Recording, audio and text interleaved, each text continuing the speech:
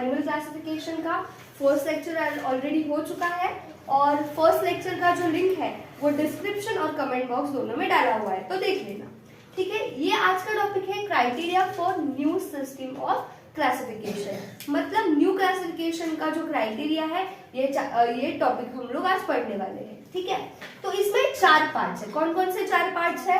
तो protoplasmic grade of classification, cellular grade of organisation, cell tissues grade of organisation, tissue organ grade of organisation. मतलब हम लोग ये 4 topic के बारे में थोड़ा डिटेल में जानेंगे। तो पहला है protoplasmic grade of classification. Protoplasmic मतलब व्हाट? मतलब सिंगल सेल। अभी यूनिसेल्युलर मतलब जिस एनिमल में सिंगल सेल मौजूद है और वो है अमीबा, तो उसका एग्जांपल आता है अमीबा। ठीक है, cellular grade of organisation. Cells मतलब क्या? बहुत सारे सेल्स है, बहुत सारे सेल्स मिलके जो एनिमल बनते हैं उनको क्या बोलते हैं? Cellular grade organisation. अभी इसमें क्या है? Phylum porifera. तो इसमें क्या है? टिश्यूज प्रेजेंट नहीं होते। ये क्योंकि ये सेल्यूलर है इसके लिए इसमें टिश्यूज प्रेजेंट नहीं है। उसके बाद सी क्या है? Cellular tissue grade organisation. मतलब सेल प्लस सेल, ये हम लोग पहले ही पढ़ चुके हैं। सेल प्लस सेल मतलब क्या? टिश्यूज। तो टिश्यूज है वो क्या काम करते हैं? टिश्यूज काम करते हैं बॉडी फंक्शन का। बॉडी कैसे वर्क करेगा ये किस पे डिपेंड होता है? टिश्यूज के ऊपर डिपेंड होता है। इसका एग्जाम्पल है जेलीफिश। इसका एग्जाम्पल क्या है? जेलीफिश। ठीक है, डी है tissues organ grade of organisation. तो अभी देखो टिश्यूज और टिश्यू, जैसे मैंने बोला cell tissue grade of organisation में कि cell plus cell is equal to tissues, वैसे ही tissue plus tissue is equal to organ. तो एक ऑर्गन का जो काम है वो हम लोग डी में करते हैं, tissues organ grade of organisation में। तो उसमें क्या होता है? कंप्लीट ऑर्गन फॉर्म नहीं होता है, हालांकि उनका मुंह होता है, पूंछ होती है, पर उनका कंप्लीट ऑर्गन फॉर्म नहीं होता है। तो उसका एग्जांपल क्या है?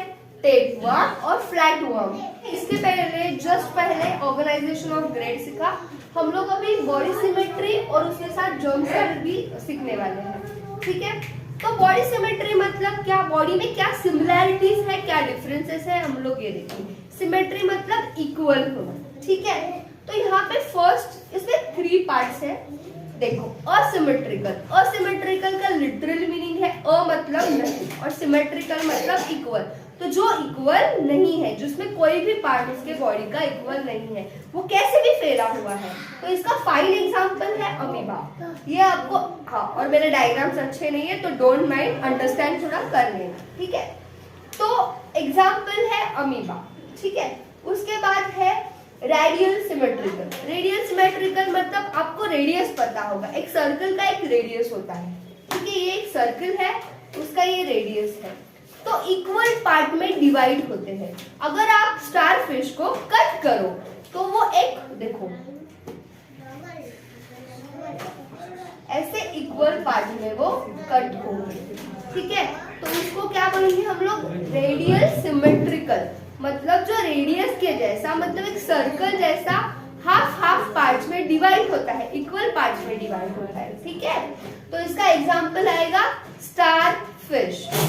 अभी बायलैटरल सिमेट्रिकल, तो उसका एग्जांपल है फिश, ह्यूमंस या फिर फ्रॉग्स। अभी बायलैटरल मतलब क्या? आप अगर एक हाथ इसको सीधा काटते हो तो उसके पोर्शन सीधे 2 ऐसे पोर्शन होंगे, मतलब ये पोर्शन और ये पोर्शन, दोनों भी पोर्शन कैसे होंगे? इक्वल होंगे। उसको क्या बोलते हैं? Bilateral symmetrical. तो ये हमारा टॉपिक हो गया।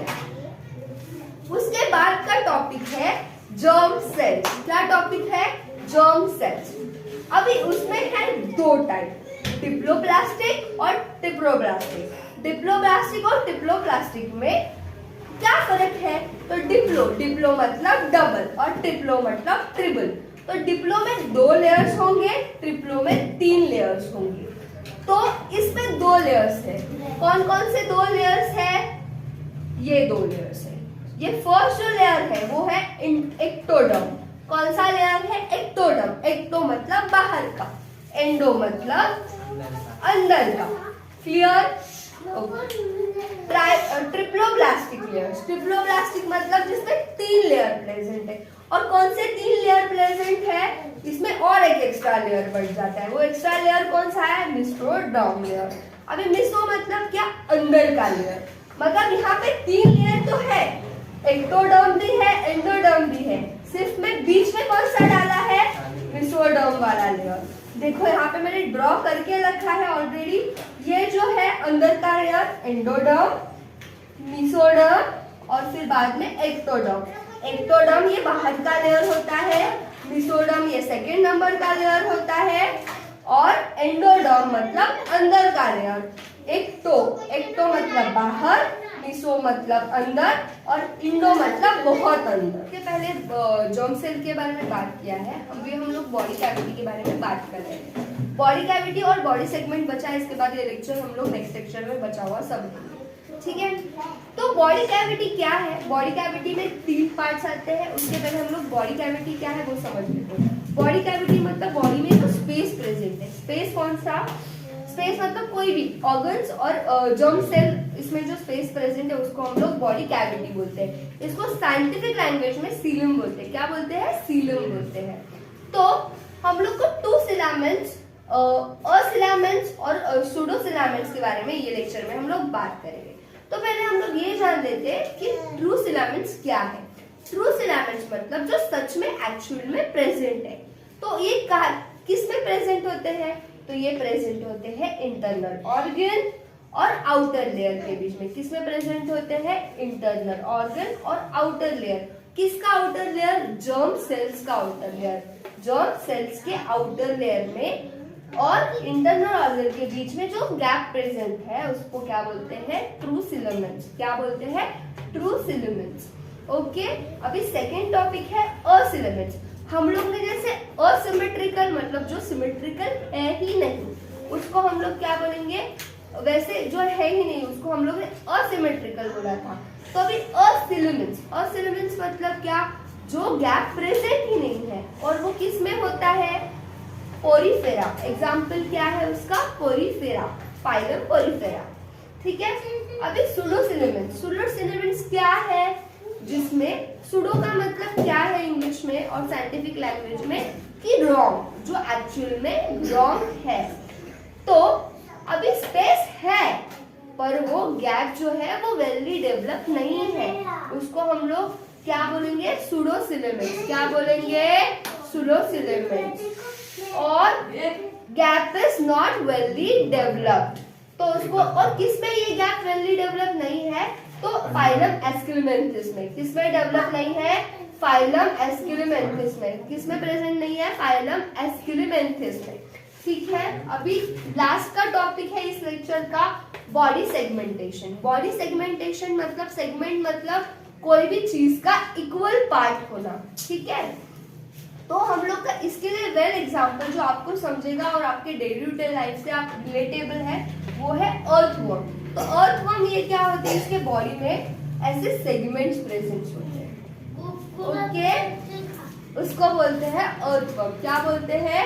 अर्थवर्म, ठीक है। उसमें क्या होता है? अर्थवर्म में स्मॉल और सिमिलर यूनिट्स होते हैं, स्मॉल और सिमिलर यूनिट्स होते हैं।